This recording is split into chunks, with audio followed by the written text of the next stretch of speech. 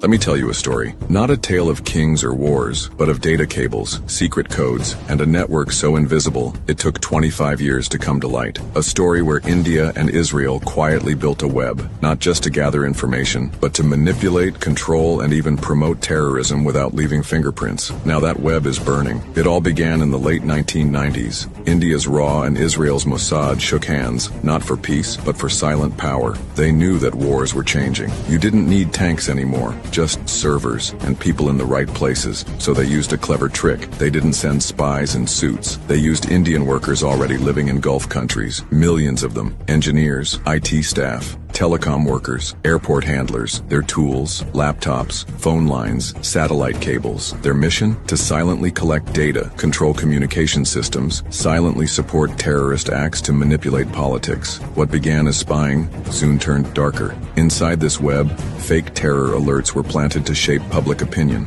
Encrypted communication networks were used to spread false flags. Terror groups were quietly helped, not to protect anyone, but to blame others. During unrest in Balochistan, secure channels helped fuel separatist propaganda. In Afghanistan, information leaks supported anti-Pakistan factions. In Iran, suspicious digital footprints appeared after major bombings, traced later to Indian-coded VoIP servers. These weren't just intelligence operations. They were covert acts of digital warfare, terrorism wrapped in technology. To hide all this, big Indian companies moved in with open arms and hidden agendas. TCS buried inside telecom networks. Wipro managed banks from within. L&T installed Israeli radars. Mahindra placed legal surveillance boxes in Gulf states. Even Pegasus, the spyware known for targeting journalists, ran through this system. And at the core, a Dubai hotel room, where Indian staff quietly controlled operations through a simple console. It looked like business, but behind the scenes, it was digital colonization. But the mask fell when Israel attacked Iran. Iran's cyber experts traced the digital fingerprints. They arrested South Asians connected to the network. Qatar exposed the Dara case, an entire spying ring hidden in corporate clothes. Turkey's MIT caught 34 spies running on Indian-coded software. Suddenly, the Gulf was no longer safe for this empire. Biometric vaults were shut. Indian contracts were cancelled. Egyptian and Serbian firms replaced Indian ones overnight. Tehran and Islamabad began sharing captured data, packet by packet. India couldn't explain.